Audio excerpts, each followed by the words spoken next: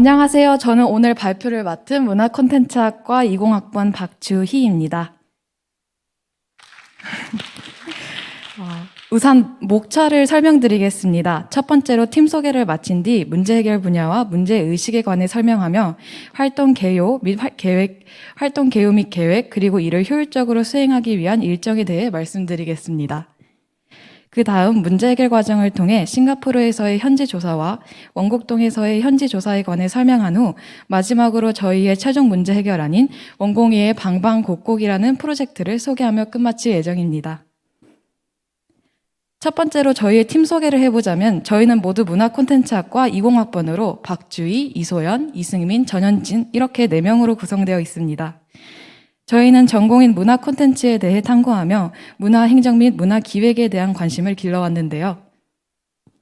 그러던 중 UN SDG 중 하나인 지속가능한 도시와 공동체라는 개념을 접하게 되었습니다. 지속가능한 도시와 공동체는 시민 참여적이고 지속가능한 도시계획을 목표로 삼고 있습니다. 그리고 이와 같은 목표 달성을 위해 가장 적극적으로 행동하는 지역으로 원곡동을 떠올렸습니다. 실제로 안산에 위치한 원곡동은 글로벌 상인회를 결성하여 미디어 센터 건립과 같은 거리 활성화 대책을 강구하고 있는 상황입니다. 그러나 이러한 노력에도 원곡동 다문화 거리의 관광은 지속적으로 침체되고 있었습니다. 이러한 문제를 해결하기 위해 저희는 시민들이 원곡동에 가야만 하는 이유에 대해 찾아보기로 했습니다. 조사를 한 결과 사람들은 주로 현지인이 직접 운영하는 음식점에 가기 위해 원곡동에 방문한다는 점을 발견했습니다. 이를 통해 푸드투어가 원곡동의 강점임을 확인할 수 있었습니다. 그래서 저희는 원곡동 다문화 거리의 관광 침체를 해결하기 위해 푸드투어로 유명한 싱가포르의 호커센터를 벤치마킹하고자 하였습니다. 그리고 그저 벤치마킹이 아닌 호커센터보다 한 단계 더 진화된 해결 방안을 제시하고자 하였습니다. 문화세상고리 협동조합과의 인터뷰에서 과거 푸드투어를 진행했을 당시 소비자들이 비용 지불에 대한 강한 반감이 있었음을 확인하였습니다.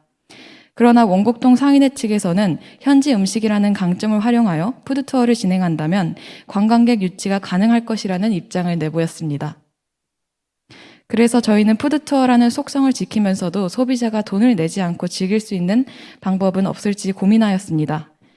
이때 생각해낸 해결 방안이 바로 현지인 가이드를 통한 원곡동 푸드투어의 디지털화였습니다. 이를 실현하기 위해 저희는 이론을 세우는 것이 아닌 직접 문제에 뛰어들어 해결책을 얻고자 하였습니다. 또한 이러한 과정에서 시민 참여 극대화와 함께 도시 자원을 활용하며 지속 가능한 도시를 구축할 수 있는 방법에 대해 고찰하고자 하였습니다.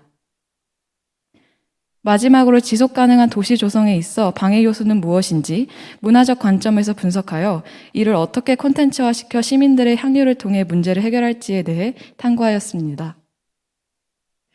그래서 저희는 이와 같은 일정을 구성하였습니다.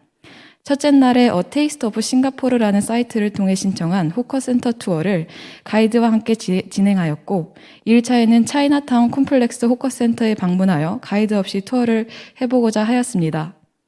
3일차에는 또 다른 가이드와 호커센터를 투어하였고 4일차에는 맥스웰 호커센터에 방문하여 음식을 직접 맛보고자 하였습니다. 마지막 5일차에는 공항에서 설문을 진행하며 관광객들이 호커센터에 방문하는 이유에 대해 알아보고자 하였습니다. 지금부터 이와 같은 일정으로 진행한 현지 조사를 통해 얻은 인사이트를 설명드리도록 하겠습니다. 저희가 인터뷰한 로컬 가이드는 윌리엄과 모니카로 각기 다른 호커센터 투어를 진행해 주셨습니다. 인터뷰를 통해 로컬 가이드가 되기 위해서는 투어리즘 보드에서 주관하는 시험을 통과해야 한다는 명확한 절차가 존재한다는 점을 알 수 있었습니다. 해당 시험에서는 자국에 대한 지식 및 언어 소양을 테스트한다고 설명하셨습니다.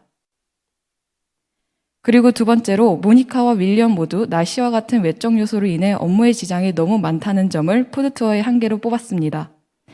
마지막으로 두 분 모두 투어의 커스터마, 즉 개인화가 호커투어의 강점임을 언급하셨습니다. 실제로 저희가 투어를 시작하자마자 두 분 모두 선호하는 음식이나 못 먹는 음식에 대해 사전 질문을 하셨고 윌리엄의 경우 관광객의 국적 및 나이에 따라 미리 투어 코스를 짜고 자신이 충분히 만족시킬 수 있는 투어를 계획할 수 있을 때만 관광객을 받는다고 말씀하셨습니다. 이를 통해 저희는 호커투어의 핵심을 3가지로 정리할 수 있었는데요.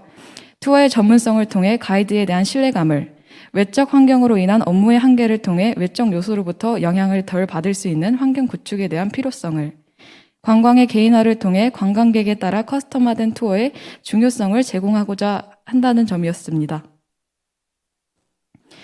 그리고 마지막으로 호커센터 방문 이유에 대해 보다 세밀히 알아보고자 공항에서 한국 관광객들을 상대로 설문조사를 진행하였습니다.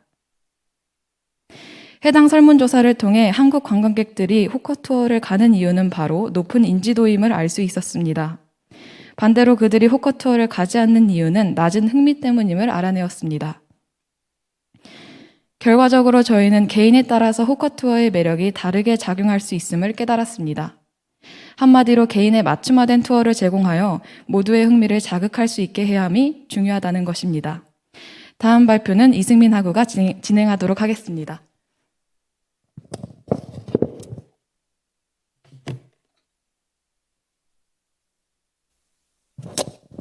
원곡동 현지 조사를 위해 저희는 원곡동에서 식당을 운영 중인 사장님을 만나 인터뷰를 진행하였습니다. 방문한 식당은 베트남 고향 식당 연길 원꼬치 솔티 레스토랑입니다. 인터뷰를 통해 다음과 같이 질문하였습니다. 식당 운영에 관한 에피소드가 있는지 여쭈어 보았을 때 사장님들께서는 다른 목적으로 한국에 머무르고 계셨기 때문에 식당 운영 경험이 없었고 처음 하는 일이다 보니 홍보와 마케팅에 어려움이 많았다고 하셨습니다. 원곡동 다문화 거리만의 특색을 살리면서 성공적인 투어의 기본 요소에 따라 새로운 홍보 방법을 도입해 지속적으로 손님의 방문을 늘림으로써 가게의 어려움을 극복할 수 있을 것이라 판단하였습니다.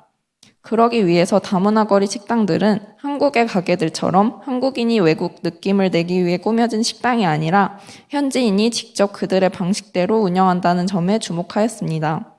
결과적으로 개인화된 관광 홍보 콘텐츠로 제작하여 문제를 해결하고자 하였습니다. 저희가 조사한 현지인이 직접 운영하는 다양한 다문화 음식이라는 원곡동만의 강점과 싱가포르에서 개인적으로 여행을 즐길 수 있었던 로컬 가이드 투어를 통해 인사이트를 얻어 신뢰할 수 있는 디지털 가이드 서비스라고 최종 문제 해결안을 도출하였습니다. 이는 원곡동과 싱가포르 로컬 가이드 투어의 한계였던 외적 방해 요소, 높은 소비자 관여도를 보완한 해결안입니다. 다음 기사는 안산 원곡동에 대한 인식을 보여줍니다. 외국인은 원곡동에서 가게를 운영하는 주체로 그 음식에 대한 전문성은 높으나 무섭거나 불편한 존재로 받아들여집니다.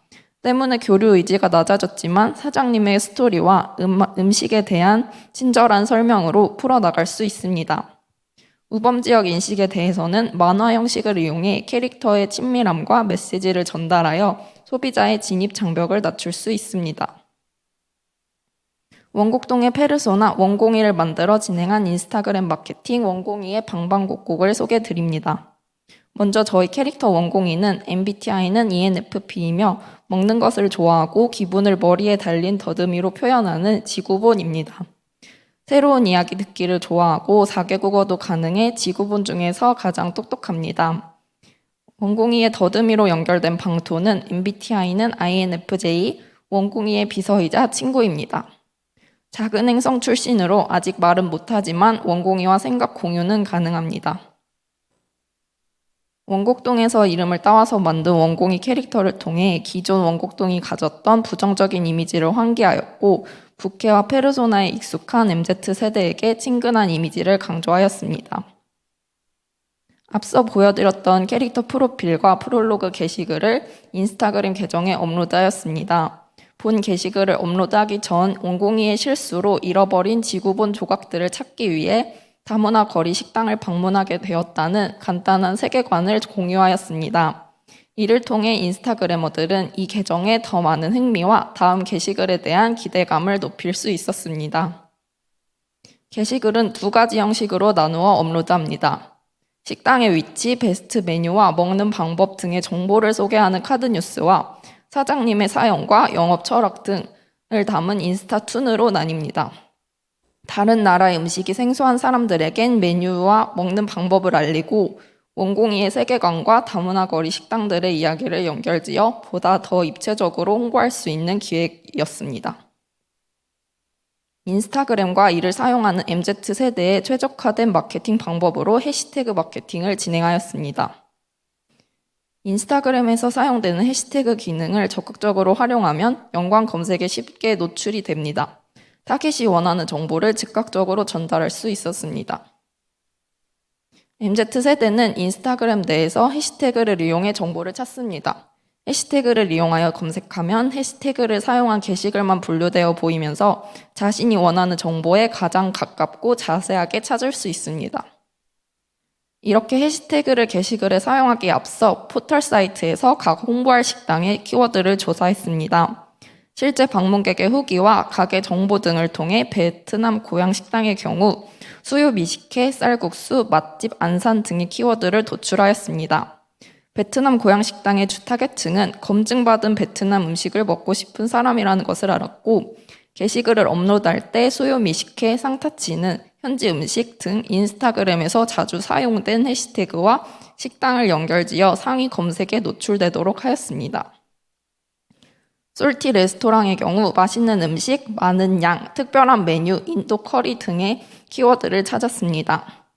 이에 따라 솔티 레스토랑의 주 타겟층은 현지의 인도, 네팔 음식을 가성비 있게 즐기고 싶은 사람과 현지 음식이 그리운 사람이름을 알았습니다.